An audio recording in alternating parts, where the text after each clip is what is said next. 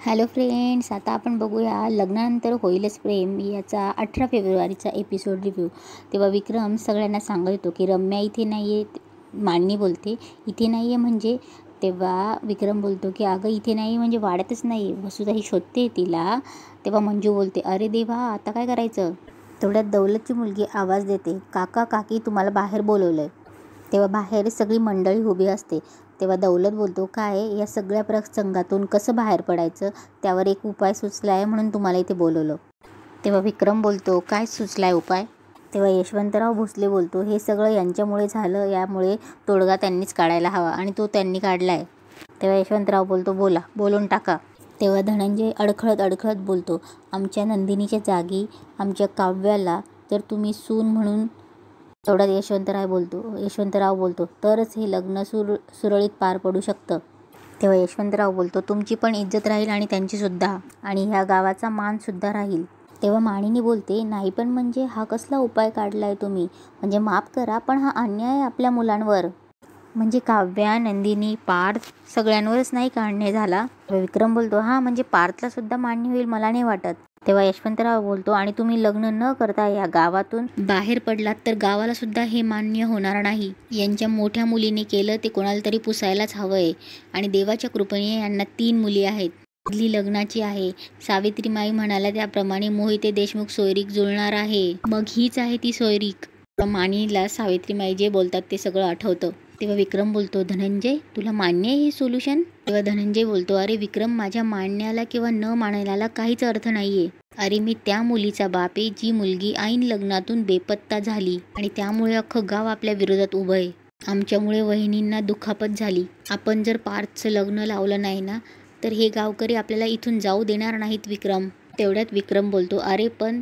तेव्हा नंदिनीची आजी बोलते हे बघा विक्रमराव आम्हाला तरी या परिस्थितीत दुसरा काही मार्ग सापडत नाहीये. तुम्ही सांगा पार्थ काव्याशी लग्नाला तयार होतील ना. तेव्हा यशवंतराव बोलतो नाही तयार व्हावंच लागेल.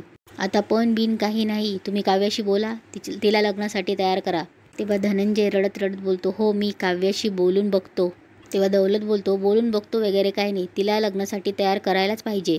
हे लग्न काहीही करून व्हायला हवं. जर गावातून ही वरात परत गेली तर. तेवढ्यात दौलतचा होणारा जावई बोलतो तर आमची वरात तुमच्या दारात परत येणार नाही. तेव्हा यशवंत बोलतो संग्रामराव तुम्ही शांत राहा.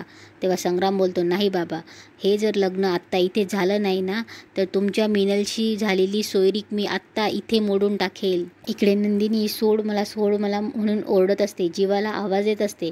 तेव्हा जीवा बोलतो नंदिनीला किडनॅप केलंय, कुठे घेऊन चालला असेल हा हिला. तेव्हा जीवा बोलतो अरे यार माझ्याकडे फोनही नाही आहे माझा. इकडे मिनल दौलतकडे रडत येते बाबा. तेव्हा दौलत बोलतो जावाई बापू हात जोडून सांगतो तुम्हाला, यांच्या या गोष्टीमुळे तुम्ही आमच्या घरातली सोयरीक नका तोडू. तेव्हा संग्राम बोलतो का नको तोडू, अहो इज्जतदार घराणं आहे आमचं. यांच्या घरातली मुलगी आमच्या घरात नांदवली ना तर गावातले लोक शेण घालतील आमच्या तोंडात. अहो म्हणतील ज्या घरामुळे अख्ख्या गावची इज्जत केली त्याच घरातली मुलगी तुम्ही सोन म्हणून आणलीत. नाही असली सोयरीक नकोच आहे मला. तेव्हा दौलत बोलतो जावाई बापू काय बोलताय तुम्ही, अहो तुम्ही जर आमच्या मिनूशी लग्न तोडलं तर कोण करेल तिच्याशी लग्न, कोण स्थळ घेऊन येईल आमच्या दारात. तेवढ्यात गावकरी एक बोलतो फक्त स्थळ नाही तर हे गाव तुमचं धान्य पाणी तेल सगळं बंद करेल. तेव्हा दुसरा गावकरी बोलतो वाळीत टाकेल तुमच्या कुटुंबाला. तेवढ्यात दुसरा गावकरी बोलतो भीक मागाल गावच्या वेशीवर. तेवढ्यात दौलतराव बोलतो नाही नाही असं करू नका यशवंतराव, मी हात जोडतो तुमच्या पुढे, हवं तर पाया पडतो पण असं करू नका. तेव्हा यशवंतराव बोलतो दौलतराव तुम्ही शांत व्हा.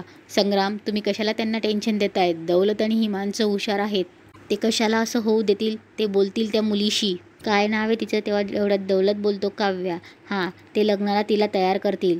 तेव्हा यशवंतराव बोलतो हे लग्न होणारच, आणि मिनलचे डोळे पुसत बोलतो मिनल बेटा रडू नकोस. तेवढ्यात यशवंतराव दौलतला बोलतो दौलत आपली सोयरी तुटणार नाही, पण काव्या आणि पार्थ लग्नाला नाहीच म्हणाले तर मी काही सांगू शकत नाही. तेव्हा यशवंतराव बोलतो दौलत या गावाशी तुझे संबंध कायमचे तुटतील. आता सगळं तुझ्याच हातात आहे दौलत, आणि धनंजयराव सगळं तुमच्या पण हातात आहे. तेव्हा धनंजय बोलतो अहो पण. तेवढ्यात नंदिनीची आजी येते आणि बोलते जावाई बापू आमच्या गावची इज्जत आता आमची इज्जत तुमच्या हातात आहे, नाहीतर आम्ही कोणाला तोंड दाखवायच्या पण लायकीचे राहणार नाही. आणि धनंजयचे पाय पडावून रडायला लागते आणि बोलते अहो आम्हाला सगळ्यांना जीव द्यायला लागेल हो, कृपा करून तुम्ही, आणि रडायला लागते.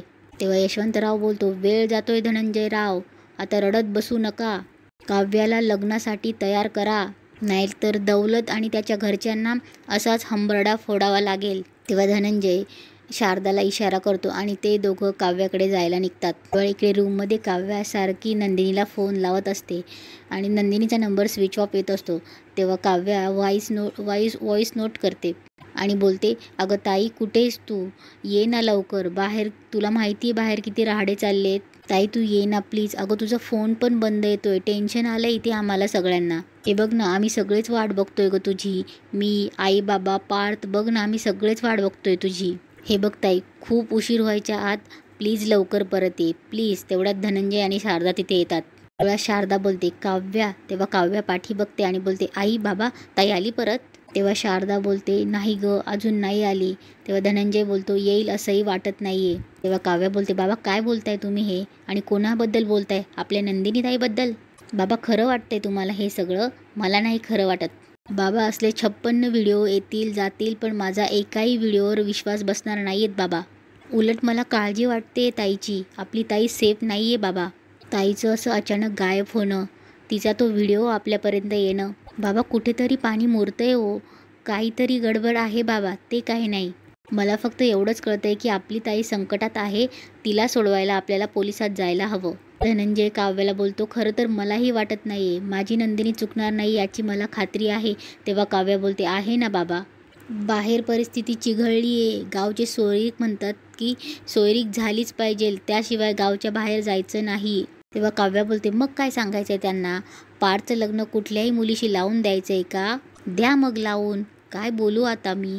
आणि काव्या डोक्याला हात लावते.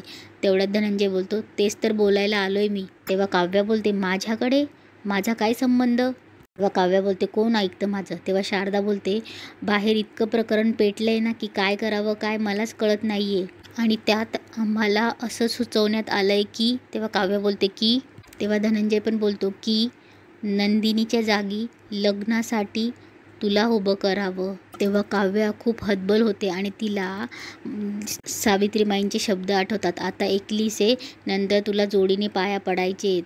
आणि काव्याला जे गुंड छेडछाड करतात तेही तिला आठवतं की आता ही तुझी होणारी बायको आहे ना, हिच्याशी तुझं लग्नच होणार नाही. तेव्हा काव्याला तेही आठवतं की पत्रिकावाला बोलतो की चिरंजीव पार्थ यांचा शुभविवाह चिव सौका काव्याशी होणार. काव्याला हे सगळं मागच्या गोष्टी आठवायला लागतात.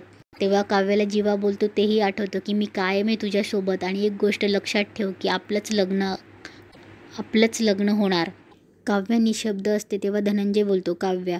तेव्हा काव्या मागे वळते आणि बोलते, बाबा काय बोलतायत तुम्ही, तुमचं तरी तुम्हाला कळतंय का तुम्ही काय बोलतायत? ताई ज्या मुलाशी लग्न करणार होती त्या मुलाशी मी लग्न करायचं? अहो कोणाच्या डोक्यात आला हा पर्याय? तर धनंजय बोलतो, दुसरा कुठला पर्यायच नाही आहे आपल्याकडे. तेव्हा काव्या बोलते, बाबा 1000 पर्याय आहेत आपल्यासमोर. पहिला पर्याय, आपण ताई येईपर्यंत थांबूया.